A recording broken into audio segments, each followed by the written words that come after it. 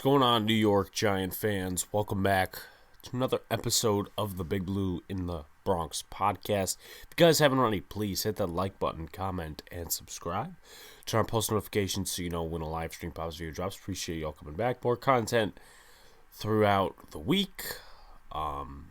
Tuesday this week is likely the Boys in Big Apple podcast. I know it's another shake-up, but I got a family member's birthday on Monday, and I'm not going to podcast on that day. I think that'd be a little rude of myself, but Boys in Big Apple will be on Tuesday, plus we can go even later because I don't have school on Wednesday, so that'll be fun. We could, spend as much time on topics we want to talk about as, we want to. So let's get right into it. Let's talk about this game, opening thoughts before we go into the injury report, which basically is kind of dealing with what I want to talk about. Daniel Jones, man, not good. And I don't know. This is a constant thing year after year with him at quarterback. Whether he's a franchise guy, he's not the guy, whatever the situation may be. Every year he's getting injured, and the problem is that he's not sliding, or they're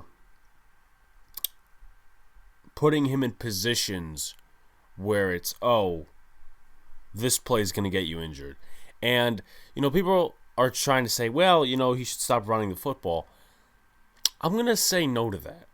I'm going to say that's not really where the problem lies. Because if that's a part of the way that the Giants can get going on offense, let it be. I don't think that those read options are the problem. What I think the problem is the running it in between the tackles. That's been twice the injury now. You go back to 2019, which I believe that was a run in between the tackles or was a QB sneak. It was when that Y came off of the helmet, so it looked like the Newark Giants instead of the New York Giants. I really don't want to be rooting for the Newark Giants, but God knows what'll happen. I don't know. I'm making up things as we go. 2020, he ran in between the tackles. That's where he got the hamstring injury. And then 2021, that was not a run in between the tackles, but he just didn't know how to slide. He slid like this, and that's where the next string came in. But I'll give Daniel this, and a lot of people aren't going to give him credit. And I'm not a Daniel fanboy. I've adapted to the situation. I know he's not the franchise quarterback. I've known that for a little bit now. But you have to admire that in 2019 and in 2021, he's come back from those injuries in games. And I'm not saying he exited all, but he's stayed the course in games. But then again, only to find out after the game, he's injured. That happened in 2019. He stayed in the whole game against Green Bay. In 2021, he stayed the whole game last week against the Eagles. Obviously, he didn't stay the full game against the Cowboys because that was actually a concussion. Surprisingly, he played the next week, but we all know how that went. So I'll give him that, but he's just got to slide. He's got to slide better. And they can't be putting him in these positions running in between the tackles because that's likely where it's the most dangerous. Read option, you have some room on the outside. You could slide. You could go out of bounds. In between the tackles, you can slide, and that's about it. But then again, he's very bad at sliding. And the Giants have a lot of other injuries too. Let's talk about that in the injury report. Trent Harris, Adoree Jackson, Caden Smith, and Daniel Jones are out. Trent Harris yesterday, along with Caden Smith, were put on IR, so they'll be out the next 3 weeks. Actually, let me rephrase that. I think they're out for the season or the next 6 weeks because I think it was after week 6 or week 7, something like that, that if you get put on IR, you're out for the next 6, which doesn't make sense, but If I'm wrong, I'm wrong. I'll do the research, but I'm pretty sure they're close to being out for the season, which freaking sucks because I like Trent Harris just as a rotational pass rusher, and I also like Caden Smith because I feel like the Giants have not gotten him involved in the offense the last 2 years. And the one game that Kitchens was play calling, which was last week, well, Caden Smith was out. So we'll probably have Kyle Rudolph back this week, but Sterling Shepard and Kadarius Toney are doubtful. I mean, this is just getting ridiculous now, and it's the same old song with Sterling Shepard. And I don't know how you can keep him on the roster next year. He was supposed to be cut next year, but I think they restructured his contract, which was probably the worst thing that they did, because you could have cut him next year and saved a lot of money in the cap. But they have to either trade him, release him, eat the cap, or something like that, because you cannot be relying on Sterling Shepard year after year after year to play the full 16, now the full 17, and then he doesn't stay on the field. It sucks. It really does. So that's probably going to, I would say, make the Giants draft the receiver in like the 5th round again. Because Darius Slayton, he's Darius Slayton. I don't know how this coaching staff thinks of him. Galladay, you're obviously keeping another year. You can re-sign John Ross. Kadarius Toney will be here another year. But you're going to be weary probably going into next year. Is Kadarius Toney going to be able to survive with all these injuries? Because he's been out a few games this year, which sucks. And he would be a major game changer in this game. This upcoming game against Miami, he would be a game changer. So, questionable. Colin Gillespie, I mean, he's the fullback. He's a special teams guy, so I'm not too worried about that, but I do hope he gets healthy because he is a New York Giant. John Ross, Kyle Rudolph, and Nate Solder with an elbow injury. I think Ross will play. I think Gillespie will play. I think Rudolph will play. Nate Solder is a little weird because a lot of people in the beat said that, well, we didn't see Nate Solder at practice during the media access period, and they said he has an elbow injury, he's questionable. So I would think it's a minor elbow injury because he is questionable unless something happens or whatever. They didn't declare him out or doubtful, so I think he is going to play.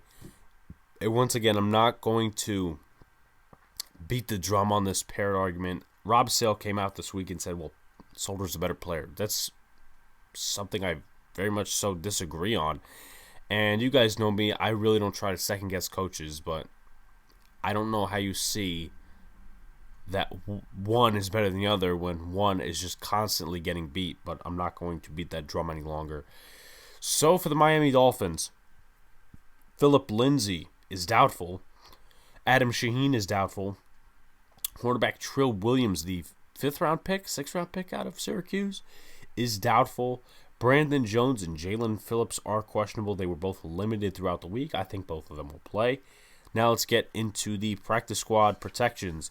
Giants have protected Farrell Cooper, defensive lineman David Moa, defensive back Steven Parker, and defensive back Jaron Williams. So Steven Parker actually made one good play last week. He was covering Dallas Goedert on one play, which seemed a little weird.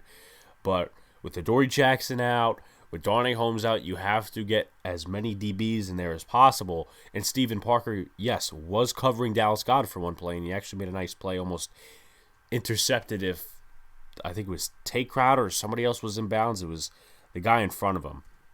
But Steven Parker made a nice play last week. And I kept asking myself, who the hell is number 38? And then he made the nice play. And then after the game, I'm like, who's number 38? So I did a little research on the bus, and I said, wow, Steven Parker. But they'll probably upload Jaron Williams this week. They'll probably elevate Steven Parker with the 2 open roster spots plus the 2 you get on game day, which is the practice squad protections. You're probably looking at Farrell. You may actually be looking at all these guys to possibly be on the roster on game day because Caden Smith, Trent Harris, injured reserve, plus the 2 you get. So you might be looking at all these guys. For the Miami Dolphins, another team that uses their practice squad protections, 7th-round pick Jared Oaks was protected this week, along with Andrew Billings, Javaris Davis, and quarterback Jake Luton, formerly of the Jacksonville Jaguars. All right, so let's take a look at positional matchups. Quarterback. This one is a tough one because I think Tua and Daniel Jones almost have the same amount of touchdowns and interceptions. With that being said, Tua has missed, I think, 2-3 games this season. So you can't really say, oh, well, this one's better than this one on a level playing field. New York Giants, obviously coming into the year, Daniel Jones was better than Tua. And Tua was kind of mistreated last year because his O-line, I don't think it was as bad as this year's O-line for the Miami Dolphins, plus the fact they pulled him for Fitzpatrick so many times. But I'll take Tua slightly over Daniel Jones. I need to see more production out of Daniel Jones. Plus, he's not playing in this game, which is not going to help the evaluation process. Take a look at the running back room. Miami has been trying to get the running game going the last 3 weeks, and that's been against really crappy teams. The Panthers are one of them, the Jets are one of them, and the Texans are one of them. So you can't really say, oh, it's been against good teams. It's really not been against good teams, to put it to you that way. But I'll take the Giants slightly. Saquon Barkley and Devontae Booker slightly over Salvin Ahmed, Myles Gaskin, and all those other guys. And I don't think they're even a factor in the receiving game because their top 6 receiving leaders are not even running backs. So I don't think that there's going to be a lot of checkdowns. I mean, Jalen Waddle's going to be a part of it and all these other things. Wide receiver, New York Giants obviously coming into the year. Miami, I'll take them. Jalen Waddle has been excellent for them. He's on my fantasy team, by the way.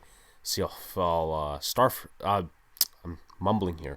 See if I'll start him this week because I don't want to be rooting against my team while rooting for my team. But we'll see what happens. But Devontae Parker's also been good. I'll take slightly the Giants. Not the Giants. Miami receiving core just because of production. I mean, Kadarius Toney and Kenny Galladay have yet to get a touchdown. Tight ends. New York Giants obviously coming into the year. Miami on the field because of Mike Gesicki. He's been their second leading receiver. Plus, Durham Smythe has been a nice compliment to him. And then Adam Shaheen has been decent, who is doubtful. Probably not going to play on Sunday. O-line, this one's tough. This one is absolutely tough. The Giants coming into the year probably had more talent. Then again, you could say, well, the Miami Dolphins invested some high picks on the left side of the line. Liam Eichenberg has not been good this year. Austin Jackson hasn't been good this year. Austin Reiter has not been good this year. Who a lot of people were clamoring for week 3, week 4. Well, we need to sign Austin Reiter because Nick Gates is out. They were even saying that before Nick Gates was out, just to get a backup center in the room. But he hasn't been good. Robert Hunt, he's been decent for them, and then Jesse Davis has been awful. So I'm going to take the Giants O-line, only because of Andrew Thomas. Being okay isn't necessarily the greatest in the NFL. You can't be okay to go to a Pro Bowl. You can't be okay. And, I'm not trying to criticize Robert Hunt. He actually was coached by Rob Sale. But what I'm trying to say here is that Andrew Thomas stands out. And I'm not saying he's an all-pro tackle or this anything, but he's been playing consistent over the last few games that he actually has played. Robert Hunt, I can't say the same for. And I feel bad for Robert Hunt because he's a second-year guy, and he's playing with a bunch of terrible colleagues on the O-line. So that's something the Giants definitely need to do this game, is attack that O-line. Defensively, in terms of the running game and the passing game, blitz, you can somewhat take chances in one-on-ones. Jalen Waddle, you have to press him at the line, but we'll talk about that a little later on. Defensive line, I'll take New York Giants on both. Leonard Williams, 5.5 sacks so far. I think it's 5.5, 6.5. Austin Johnson has also been good. I think he got a sack last game. So him, Dexter Lawrence has had some games where he's disappeared, but I think that's a better D-line than the Miami Dolphins. But their defense has gotten better the last couple of weeks, so that's something to take with a grain of salt. In terms of linebackers, I'll take the Miami Dolphins. New York Giants coming in the year, obviously, was better. But I'll take the Miami Dolphins. Jalen Phillips, Emmanuel Ogbah. I don't know if he's a defensive end or he's an outside linebacker, but Ogbah has surprised me because I looked at his stats the last years. I think he had 9 sacks last year. He has 6.5 this year. And I'm thinking to myself, wait, this guy was a bust with the Browns. The Dolphins have made him look like something fresh and new. But he might be a problem for Nate Solder on the right side of the O-line. And then, again, who isn't a problem for Nate Solder on the right side of the O-line? But I'm going to shut up now. Cornerbacks, I'll take the New York Giants slightly, even though Adoree Jackson's not playing this game. Maybe you could say, oh, biased or not biased. I think Nick Needham has been playing decently for them. I always liked Nick Needham. Xavier Howard, he's obviously one of the better corners. And then Byron Jones has been a disappointment in the last 2 years for the Miami Dolphins. Passer rating over 100, completion rating not really great in terms of allowed in coverage. He just hasn't been great for them. So that's probably an area I would attack if I was the New York Giants. However, you can attack it with Mike Glennon at quarterback. I don't think it's going to be too different because he has more arm strength than Colt McCoy last year. So, that being said, the safeties, this one's tough because the New York Giants, obviously coming into the year, they were supposed to have a good safety core. This one's tough because Javon Holland has really surprised me this year. I think he's a third, fourth. He's a mid-round pick out of Oregon, and he's been a blitzing safety, and he's gotten the job done for them. Meanwhile, Xavier McKinney is a Pro Bowler. So, this one's tough. This one is probably the toughest I've had the debate on all season. I'm going to take the Giants slightly. They get Logan Ryan back this week, and he has the most tackles, or had the most tackles before he went out with the COVID thing. He had the most tackles in the secondary among all NFL defensive backs. So you know what? I'll take the Giants slightly there, and I'll take the Giants on special teams as well. Graham Gano, I think, has missed 3 kicks this season, but Jason Sanders has had his fair share as well. He actually missed a kick at the game I was at. That kick being something like 30 yards less than before halftime, misses it right off the upright. So let's go into the offensive and defensive rankings.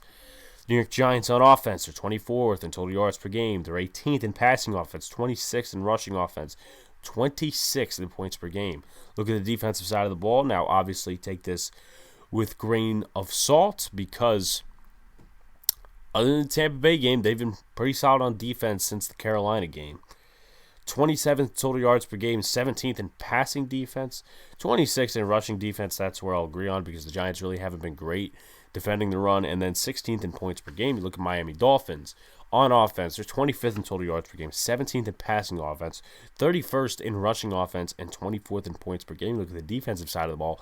They're 24th in total yards per game, 28th in passing defense, 10th in rushing defense, and they are 19th in points per game. Now, 3 stats to highlight, 3 analytics to highlight. They're 6th in pass rate, but 24th in the last 3 weeks. So they've been trying to run the ball a little bit more than they have been the first how many weeks of the season.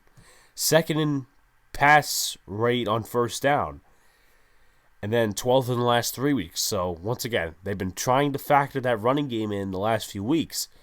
They are 2nd to last in the NFL in yards per carry. So with that being said, in terms of the running game, they have to try to stop it, and they're not a very good running football team. But also take a look at this stat, 27th in run rate, but 9th in the last 3 weeks. So that's a key.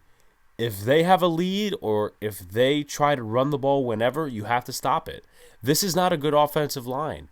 The Eagles, you could somewhat argue, Jalen Hurts is elusive. They got Miles Sanders. They got this guy. They got good offensive linemen. You really can't argue for that for the Miami Dolphins.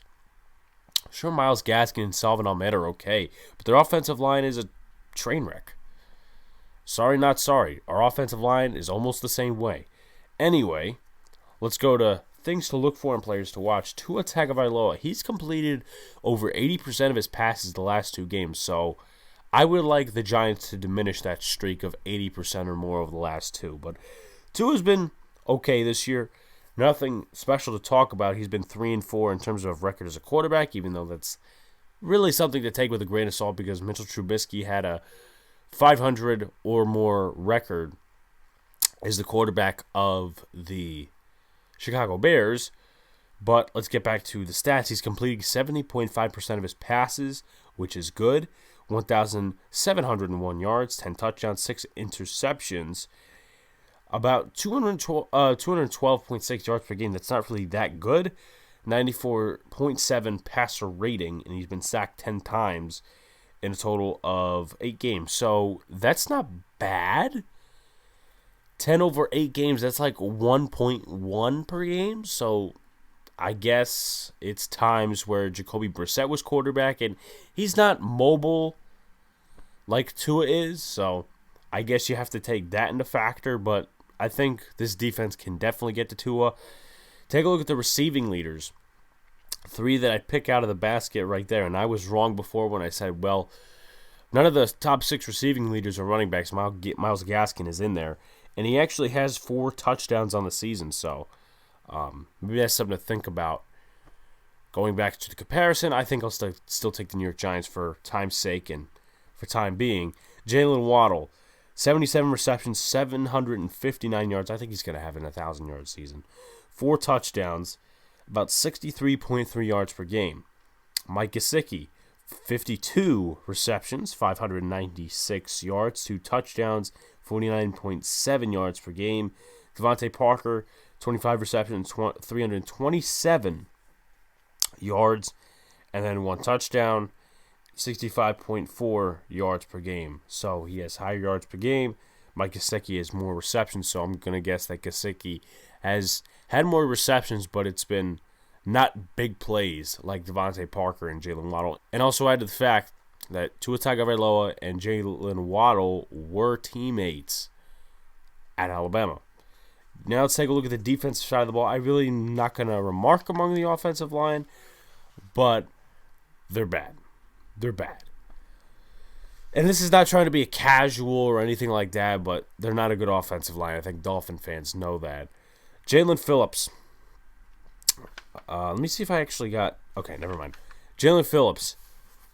Now, he's had a good past couple of games, more than the start of the season. I think he was just trying to get going. He's gotten going in the last couple of games, but total stats on the season, 33 tackles, 6.5 sacks, 5 tackles for a loss, 21 pressures, and 14 quarterback hits. That's pretty impressive for a rookie, and he was, I believe, the 17th or 19th overall pick.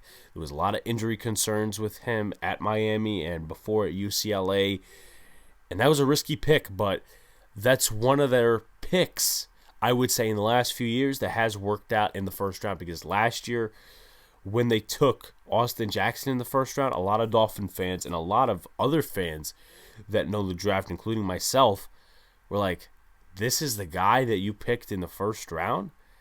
And I still don't understand it to this day, but we'll see what happens, right? So next guy is Emmanuel Ogbah. On the season, 30 pressures. So let me go back to tackles. I don't want to go out of order, but 28 tackles, 6 sacks, 30 pressures, 19 quarterback hits, 7 tackles for a loss. Pretty impressive for him. Now let's take a look at the cornerback room. I'll mention Justin Coleman just in case, but his snaps have been decreasing a little bit. I don't think he's been that good over the last few years. I remember he was a hot topic free agent a few years ago, but he's just been regressing in terms of play. But with that being said, let's go to Xavier Howard, who surprisingly has allowed 6 touchdowns this season, but his other stats aren't really that bad. He's allowed about a total of 42 completions on 77 targets, 3 interceptions, 511 yards allowed, 6 touchdowns, 12.2 yards allowed per completion, 0.6 per target, 84.9 passer rating. You take a look at Byron Jones, who really hasn't shared the same production. Yes, he's given up less touchdowns, but his stats are just a little worse. He's given up 45 completions on 73 targets, no interceptions, 610 yards, 13.6 yards allowed per completion, 8.4 allowed per target, 4 touchdowns, 106.5 passer rating. You look at Nick Needham, who once again I have said I've liked ever since he was coming out of the draft. I wanted the Giants to pick him. I think that was 2019. He actually got an interception off Eli. So creds to him. But he's allowed 35 completions on 53 targets, 1 interception on the season, 397 yards, 11.3 yards allowed per completion, 7.5 per target, 80.5 passer rating. So that's not really all bad. And no touchdowns as well. Justin Coleman has started only 3 out of the 12 games he's played in this season, so that kind of has to tell you something. Then again, Nick Needham has started 4 out of the 12 games, but Nick Needham has seen more playing time. With that being said, though, he's allowed 20 completions on 31 targets. He's had 2 interceptions this season, 64.5 completion percentage allowed, 237 yards, no touchdowns, 60.8 passer rating, 11.9 yards per completion allowed, and then 7.6 yards allowed per target. So now that I look at it into a further standpoint, his stats aren't all that bad, but I guess they're not great enough, plus the play on the field, which makes his snaps go down. Maybe they use a lot of defensive backs like Patrick Graham does. I don't know. We'll be able to see it on Sunday, though. Javon Holland. This is a guy that the Giants definitely have to watch out for, especially on third down. And Miami, they're the second highest blitzing team in the NFL, so expect Javon Holland to be in there, Emmanuel Ogbah, Jalen Phillips, some of their safeties, their linebackers. That's something the Giants have to defeat this week. We'll talk about it in offense and keys to win in terms of questions to answer as well. But in coverage, has not been too bad, too great, however you want to describe it. He's allowed 15 completions on 24 targets, 2 interceptions, 62.5 completion percentage allowed, 262 yards, 17.5 yards allowed per completion, 10.9 yards allowed per target on average, 3 touchdowns, and 104.5 passer rating. Now, that's really not the stats you want to look at. He has 2 sacks, total of 2 tackles for loss, 5 quarterback hits, and 6 pressures, 46 tackles in total, but he's also been sent on 43 blitzes, so he's been really good this year in terms of that area. Now let's take a look at questions to answer. Offense. Will the Giants' O-line and the quarterback, I put Glennon or Jones down, but it's obviously going to be Glennon, be affected by the blitz? They have to defeat the blitz. You're going to get a lot of one-on-one coverage, and get that ball to Kenny Golladay. Get that ball to Darius Slayton. Get it out to John Ross on a crosser. Same thing with Slayton. Those guys can be utilized that way. Just move the sticks. We saw it last week against the Eagles. Some crossing patterns. Yards after catch. That is key for this Giants offense. And you could say, well, Miami's been improving in terms of the defensive side the last few weeks, and I'm not going to disagree with you. But what I will say is they've allowed the second most yards in the NFL. So take that as you will. And this one, I'm going to say it anyway, but both are probably not going to play. Will Sterling Shepard and Kadarius Toney be factors in the quick game? Crossing routes, slant routes, stuff like that. Yards after the catch plays. Obviously not this week because they're injured. Maybe next week against the Chargers they will. But with that being said, John Ross is probably going to be factored in there because he's a quick, speedy guy. Darius Slayton possibly as well. I think they got to stop, me personally, and I know they've been limited on weapons, but I think they got to stop putting Kenny Golladay on slants. This isn't a bad thing on Kenny Golladay, but he's not a speed guy. He's a guy who gets the ball in 50-50 balls when the ball is placed properly. But this one also will be taken out, but I'm going to replace it with another question. Number 3, does Daniel Jones have a multi-touchdown game? Going to be replaced with, does Mike Glennon have a multi-touchdown game? I'm going to say no. Because I think the Giants will get into the red zone twice. Actually, more times than that. They'll probably blow it a couple of times. But I think for touchdowns, they'll get it in twice and kick 2 field goals. but one of those touchdowns will be a rushing touchdown because that's generally how the Giants do it in terms of old school. But my opinion can change and things can change in the game. Number 4, does Golladay or Tony, you can scratch Tony off the list now, does Golladay get his first touchdown as a Giant? I feel like it's coming this game. I know I've said that the last few times and it hasn't happened, but I feel like for some odd reason Glennon is going to throw the first touchdown to Kenny Golladay. And he'll be happy, as he should be, because he was underutilized the first 11 weeks of the season. With that being said, number 5, if Glennon plays screens, slants, simple stuff. Glennon has arm strength. I will expect them somewhat to open up with the screens and the slants because John Ross, Saquon Barkley want to get them involved early. But later in the game, or how many plays into the game, I do expect them to go to Golladay a few times, maybe on the deep ball, because Glennon has good arm strength. It's not like he has a noodle arm. But with that being said, sometimes he can overthrow or underthrow receivers, like in the Cowboys game when he was throwing it up to C.J. Board and it was intercepted by Trayvon Diggs. So let's take a look at defense. How will Aaron Robinson handle the cornerback 2 job? I've seen some people that are a little down on him playing the cornerback 2 job. I think he'll play fine. I think Aaron Robinson, and call me crazy for this, should trail Jalen Waddle. Because James Bradbury really doesn't keep up with speed all too well. You've seen that with Odell Beckham in the past and a lot of other receivers. And I think Aaron Robinson can, at the line, press up against it. I'm not saying James Bradbury can't do that. He can do that.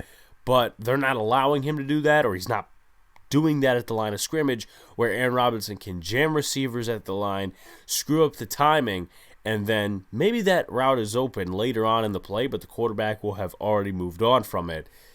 And I think, personally, Aaron Robinson, yeah, he'll give up a few receptions to Waddle, but I think he will be good at cornerback 2. Maybe I'm wrong. Maybe he has a bad day like Janoris Jenkins did against the Bucks how many years ago?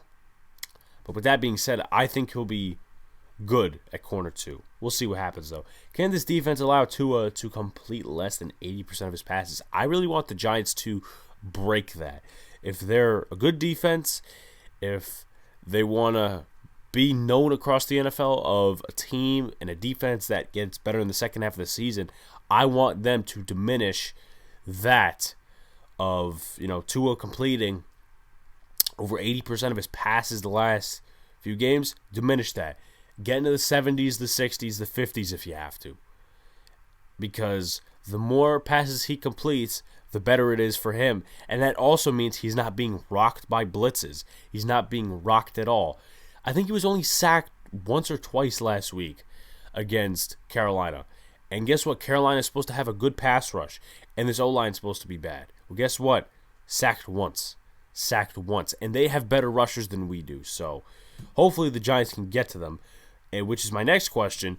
Can this pass rush get to Tua more than once? I'm looking not once, but twice, 3 times, or 4 times. Because this is a really bad O-line. Leonard Williams, Dexter Lawrence, Austin Johnson, I'm looking for them to push inside. They really don't have good guards. As for the tackles, Liam Eichenberg, he's not been playing well. Same thing with Jesse Davis. I'm looking for Azeez Ojulari, Quincy Roche, those guys to beat those guys on the outside. But I'm honestly looking for a lot of pressure this game. Then again, it could be mitigated due to the fact that the Giants don't really have Adoree Jackson. If he was playing, I'm sorry for mumbling and rumbling. If Adoree Jackson was playing, I think they would have probably blitzed a lot more. But that's my personal opinion as well. Also, Darnay Holmes is out, but Aaron Robinson allows for a lot more man coverage. Can this defense extend the turnover streak to 14 games? I think they can. Whether they're forcing a fumble in the running game, forcing a fumble in the passing game, or just having Tua confused and then he throws an interception, I think, honestly, the Giants can deceive Tua. Give him a couple of different looks, confuse him, throws somewhere. Either it's tipped by somebody and it gets into the hands of Julian Love because that seems to be how he gets his interceptions and turnovers, or he just throws it somewhere where it's completely stupid or where nobody's there and he gets intercepted. So I think they will extend that streak. If they don't, I'll be a little put down, but with that being said, it's been 14 games of 1 turnover or more. Number 5, will the defense be able to stop Jalen Waddle? I think they'll be able to stop him, or at least neutralize him. They won't be able to stop every single reception, but with that being said, he'll get like 7 receptions for 60 yards or something like that, or 7 receptions for 70 yards. He'll be their leading receiver. I don't have any doubts about that, but I don't think it's going to be 130 yards and 6 receptions. I don't think it's going to be that, because I think Patrick Graham would personally flip out. Plus, it's his revenge game, Benardrick McKinney's revenge game, Chris Myrick's revenge game, Matt Skura's revenge game, a lot of former Dolphins on this New York Giants team. If I can think of any more, I'll try to think of it. I don't think any more. But also John Jenkins' revenge game. He is currently on the Miami Dolphins. He's one of their defensive linemen. So, keys to win. Get the offense going. Defeat the blitz. With Daniel Jones out, you have to try to replicate the production and try to get something going. This team blitzes heavy. Crossing routes. Slants. Get the ball out quick. Use Kenny Golladay in the deep game. Have to do that, or else you're not going to defeat this defense. Yes, they are 28th, 29th in passing defense. They've been better over the last couple of weeks. So that shows you that stats can be skewed, just like the Giants. They've been better over the last couple of weeks in terms of passing defense. And they're only ranked, I believe, 17th or 20th, something like that. You have to take that into factor. But you have to defeat the blitz. You have to get the ball out. Glennon is not mobile, and you don't want him getting injured if he tries to make a play where it's, he's running out of the pocket and tries to get a first down or something like that, because God knows that a lot of people don't want Jake Fromm playing in this game. Number 2, stop Jalen Waddle and confuse Tua. Neutralize Jalen Waddle, better yet, because you're not going to stop him completely. They did that with Devontae Smith last week, but that was because they ran the ball more than they passed the ball, and they did a lot of stupid decisions, but the Giants got out of there unscathed. Can't say that about Daniel Jones and Dory Jackson and Darnay Holmes, though. But with that being said, you have to confuse Tua, throw multiple looks at him. As for Jalen Waddle, neutralize him, press him at the line, get him really irritated, and maybe he beats you later on in the route. But with that being said, the quarterback would probably have already moved on. And number 3, keep the turnover streak going. I think that's going to be very important. Time of possession is always important, has been important, and this is going to be a battle of 2 really bad teams that are trying to make runs for it and trying to get better as the year goes on. 2 really disappointing teams to start the season. Both were like 1-7 at one point. But this is going to be a tight game, I feel, whoever's a quarterback. With that being said, keep the turnover streak going. I think that's going to be a major factor in this game for either squad. All right, so prediction time. I have the New York Giants winning. This is not, the Miami Dolphins are super trash. No. Giants 20, Miami Dolphins 16. I think it's going to be a low-scoring game. Very defensive game between a second-year quarterback and a veteran quarterback. I don't think it's going to be super offensive. A lot of people think that Mike Glennon's going to score 30. I don't think he'll score 30. But just something to note as well, the Miami Dolphins have won 5 games or 3 games where they've allowed less than 17 points. So, get over 17 points, which will contribute to your chance of winning. Can't have 13 like last week, and I know Daniel Jones is not in the game. A couple other guys that are not in the game, but you have to execute. A lot of these times, when it wasn't Jason Garrett's fault or it wasn't play calling and it wasn't this or that, the player execution has not been good. Try to get something going in the running game. And if you can't do that, get something going in the screen game, because that's probably how they're going to warm up. They're not going to say, let's throw a deep ball first and then we'll go to the run. That's not how it works, and that's not how it should work. But if you guys haven't already, like, comment, subscribe, turn on post notifications so you know when a live stream pops or drops. If you're on Spotify, Podbean, please follow the podcast. More content coming out.